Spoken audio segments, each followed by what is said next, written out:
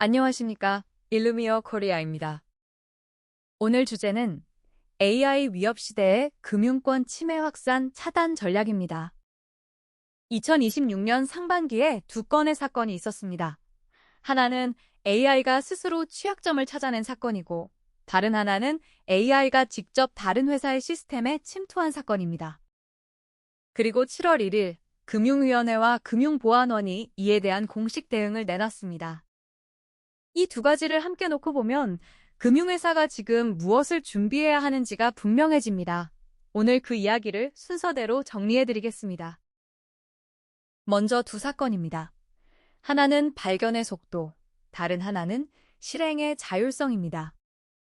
왼쪽부터 보겠습니다. 4월 7일, 엔트로픽이 클로드 미토스 프리뷰라는 모델을 공개했습니다. 이 모델은 주요 운영체제와 웹브라우저 전반에서 고위험 제로데이 취약점을 스스로 찾아냈습니다. 5월 기준으로 누적 1만 건이 넘습니다. 중요한 건 찾았다는 사실이 아니라 그 다음입니다. 동작하는 익스플로이트까지 스스로 작성했습니다. 27년 된 오픈BST 결함, 16년 된 FFmpeg 결함이 포함되어 있습니다. 수십 년 동안 사람의 검증을 통과해온 것들입니다. 엔트로픽은 공격 능력이 너무 위험하다고 판단해서 일반 공개를 포기하고 제한적으로만 제공하기로 했습니다. 만든 회사가 스스로 배포를 막을 정도의 능력이라는 뜻입니다.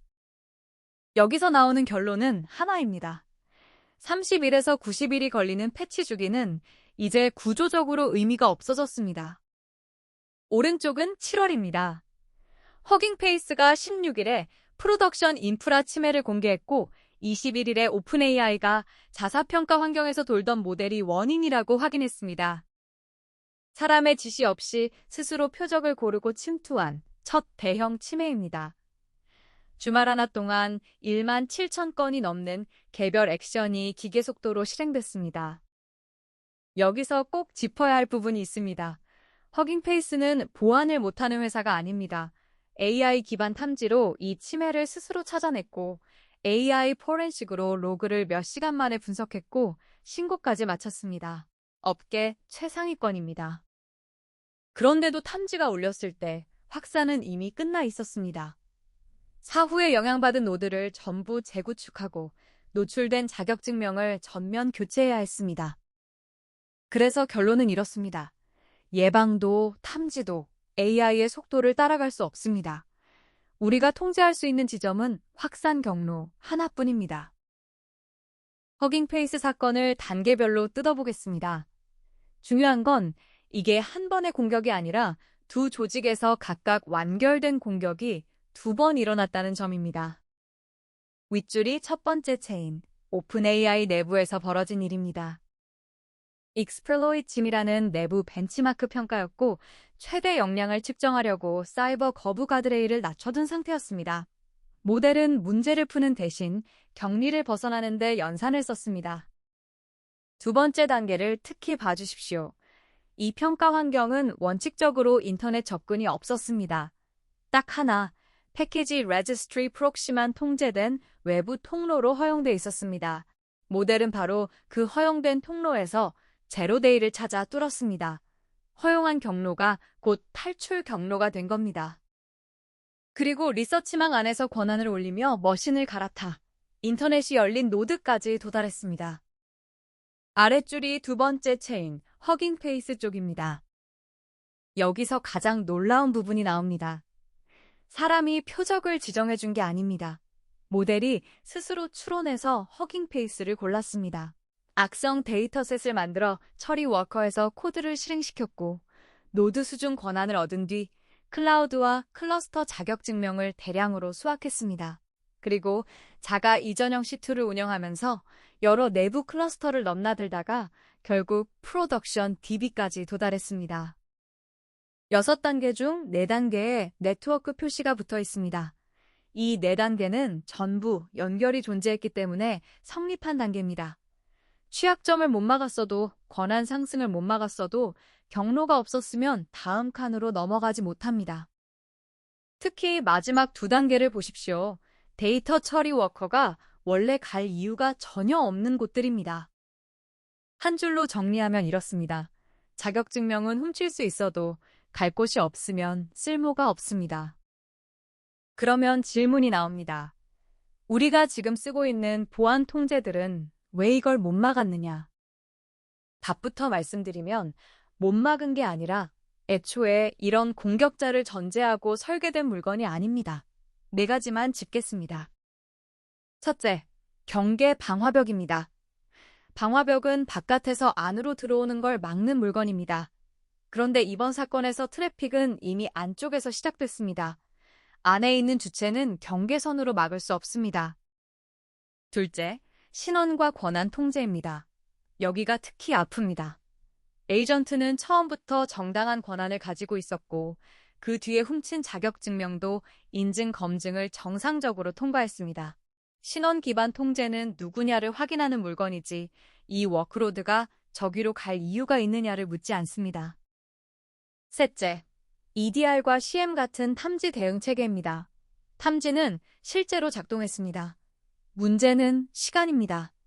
수천 건의 액션이 시간 단위로 그것도 주말에 진행됐습니다. 사람이 알림을 열어볼 시간 자체가 없습니다. 넷째, 속도 제한과 스로틀링입니다. 이건 사람 공격자에게는 잘 먹힙니다. 귀찮으면 포기하니까요. 그런데 AI 공격자는 무한한 인내심을 가지고 있고 시도 비용이 사실상 제로입니다. 귀찮게 하는 통제는 결국 통과됩니다. 네 가지의 공통점을 봐주십시오. 모두 연결을 감시하는 통제입니다. 연결 자체를 없애는 통제는 하나도 없습니다. 앞에 세 장은 남의 회사 이야기였습니다. 이 장은 우리 모두의 이야기입니다. 왼쪽입니다. 사이버 엣지 그룹이 일루미오 의뢰로 전 세계 IT 보안 리더 700명에게 물었습니다. 무단 측면 이동을 탐지할 수 있느냐? 95%가 그렇다고 답했습니다. 그런데 그걸 차단할 수 있느냐고 물었더니 46%가 어렵다고 인정했습니다. 두 번째 숫자가 더 실무적입니다. 침해된 워크로드를 실시간에 가깝게 격리할 수 있는 조직은 17%뿐입니다. 절반이 넘는 51%는 수시간, 수일, 심지어 수주가 걸린다고 답했습니다. 앞장에서 본 공격은 주말 하나 만에 끝났습니다. 시간축이 전혀 맞지 않습니다.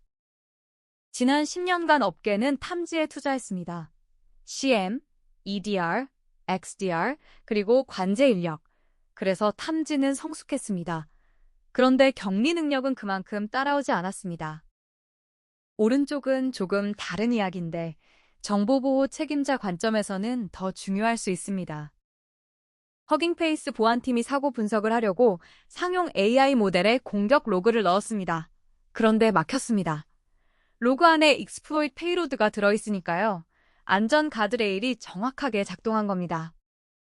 문제는 그 가드레일이 공격을 만들려는 사람과 공격을 분석하려는 사람을 구분하지 못한다는 점입니다. 결국 허깅페이스는 제약이 없는 오픈웨이트 모델을 자체 인프라에 직접 올려서 포렌식을 끝냈습니다. 여기서 나오는 결론이 무겁습니다. 공격자는 가드레일 없는 AI를 마음대로 씁니다. 방어자는 규제와 안전 정렬 때문에 묶입니다. 이 비대칭은 노력한다고 없어지는 게 아니라 구조적인 것입니다. 그래서 AI로 AI를 막는다는 말에는 상한선이 있습니다. 그러면 무엇에 의지해야 하는가? 탐지 속도가 아니라 아키텍처적 제약입니다. 빨리 알아채는 게 아니라 애초에 갈 수 없게 만드는 것입니다. 그리고 그건 AI가 아무리 빨라져도 변하지 않습니다. 여기서부터가 오늘 가장 중요한 부분입니다. 지금까지는 기술 이야기였고 여기서부터는 우리 당국 이야기입니다. 7월 1일에 금융위원회가 보도자료를 냈습니다. 전날인 6월 30일에 면책심의위원회를 열어 의결한 내용입니다. 먼저 강조하고 싶은 게 있습니다. 이건 이렇게 하라는 규제가 아니라 이렇게 할 수 있게 해주겠다는 지원입니다. 성격이 완전히 다릅니다. 첫 번째 항목입니다. 보안 목적으로 AI를 써서 취약점을 점검하거나 긴급 보안 패치를 하는 과정에서 경미한 전산장애가 나도 제재와 과태료를 면책해주겠다는 겁니다. 그동안 금융권이 보안 조치에 소극적이었던 가장 큰 이유가 장애 나면 내가 책임진다는 부담이었는데 그 부담을 당국이 덜어준 겁니다. 면책 요건은 세 가지입니다. 경미한 장애일 것, 신속 복구 수단을 갖췄을 것, 소비자 보호 조치를 했을 것. 가운데 요건을 특히 봐주십시오. 신속 복구 수단으로 당국이 명시한 것이 사전 테스트, 롤백, 그리고 서비스 모듈 격리입니다.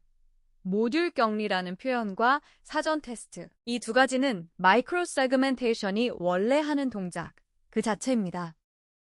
한 가지 반드시 짚고 넘어갈 단서가 있습니다. 신용정보법상 개인 신용정보 유출 사고는 이번 면책과 무관하게 제재가 그대로 적용됩니다. 즉, 면책은 보안을 강화하다. 장애가 난 것 가지고 정보가 새어나간 것은 면책이 안 됩니다. 그래서 논리가 이렇게 이어집니다. 침투 자체는 100% 막을 수 없습니다. 그런데 정보 유출은 면책이 안 됩니다. 그러면 남는 답은 하나입니다. 침투가 나더라도 정보가 있는 곳까지 못 가게 만드는 것. 확산 차단입니다. 두 번째 항목입니다. 금융보안원이 함께 배포한 대응 요령은 6개 분야로 구성되어 있습니다. 경영진 책임 강화, 취약점 및 패치 관리, 자산과 공급망 관리, AI 기반 방어 자동화, 공동 대응 및 보건력 강화, 그리고 6번째가 침해 확산 방지입니다. 이 6번째 항목의 구성 요소가 제로 트러스트, 마이크로 세그멘테이션, 최소 권한, 지속 검증입니다. 당국 문서에 그대로 적혀 있는 단어들입니다. 이 장은 제 해석이 아닙니다. 문서 원문을 그대로 옮겨놓은 장입니다. 첫 줄, 금융위 보도자료입니다. AI 기반 공격은 초기 침투 이후 내부 시스템 전체로 빠르게 확산될 수 있으므로 제로 트러스트 기반 보안 체계 구축에 노력하라. 지금까지 제가 설명드린 논리가 당국 문서 한 문장에 그대로 들어 있습니다. 둘째 줄, 같은 문서입니다. 침해 발생 시 내부 이동을 제한하기 위해 네트워크 세분화 등 시스템 간 격리 체계를 마련하라. 이건 마이크로 세그멘테이션의 교과서적 정의 그 자체입니다. 셋째, 줄이 가장 구체적입니다. 대응 요령 적용 예시에 나오는 문장입니다. 모든 워크로드 간 통신을 기본 차단, 디나이올로 설정하고 통신 허용 범위를 단일 API 단위로 축소하고 접속을 매 순간 검증하라. 이 세 가지가 저희 정책 모델이 원래 동작하는 방식입니다. 저희가 당국 가이드에 맞춰 제품을 바꾼 게 아니라 가이드가 저희 방식을 그대로 적어 놓은 겁니다. 아래쪽 세 줄은 국내 당국만 이런 얘기를 하는 게 아니라는 근거입니다. 싱가포르 사이버보안청도, 미국 금융권 정보공유분석센터인 FSIJ도 같은 이야기를 하고 있습니다. 과기정통부 제로트러스트 2.0 성숙도 모델에서도 네트워크와 워크로드 축이 저희 커버 영역입니다. 그리고 마지막 문장이 목표 상태입니다.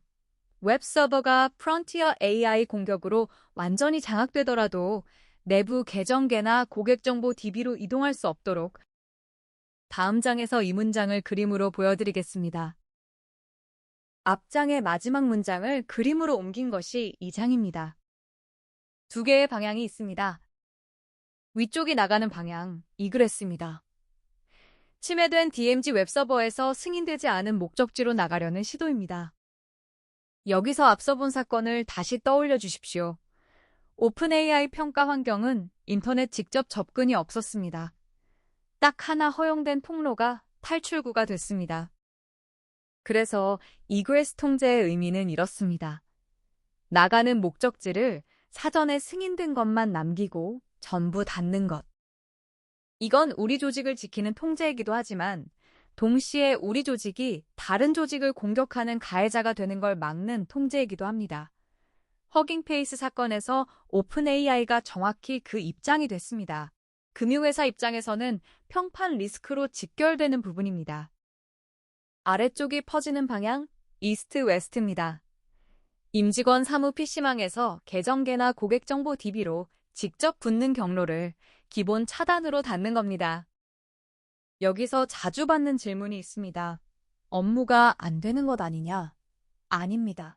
완전 차단이 아니라 기본 차단입니다. 업무상 필요한 통신은 단일 API 단위로 좁혀서 열어둡니다. 대응 요령에 적힌 그대로입니다. 핵심은 자격증명 이야기입니다. 자격증명은 훔칠 수 있습니다. 그건 100% 막을 수 없습니다. 그런데 훔친 자격증명으로 갈 데가 없으면 그건 쓸모없는 문자열입니다. 이게 확산 차단의 본질입니다. 그리고 두 방향이 완전히 다른 문제처럼 보이지만 저희는 동일한 레이블 정책 모델 하나로 두 방향을 모두 통제합니다. 별도 제품도 별도 콘솔도 필요 없습니다. 여기까지 오시면 대부분 이런 생각을 하십니다. 논리는 맞는데 우리 환경에서 그게 되겠느냐? 먼저 한 가지부터 강조하겠습니다. VLAN 변경, 인라인 장비 도입, IP 체계 개편이 필요 없습니다. 금융권에서 세그멘테이션 프로젝트가 좌초하는 가장 흔한 이유가 네트워크 재설계 부담인데 저희는 그 경로를 아예 타지 않습니다. 첫째, 가시성입니다. 정책을 만들기 전에 지도를 먼저 그립니다. 전체 워크로드 간 통신 흐름을 자동으로 시각화합니다. 2단계에서 거의 모든 고객사가 이런 통신이 왜 있지 하는 경로를 발견하십니다. 둘째, 레이블입니다. 여기가 저희 방식의 핵심입니다. 정책을 IP로 쓰지 않고 업무 맥락으로 씁니다. 위치, 환경, 애플리케이션, 역할, 4개 축입니다. 그래서 IP가 바뀌어도 오토스케일로 워크로드가 새로 떠도 정책이 자동으로 따라붙습니다. 셋째, 기본 차단 적용입니다.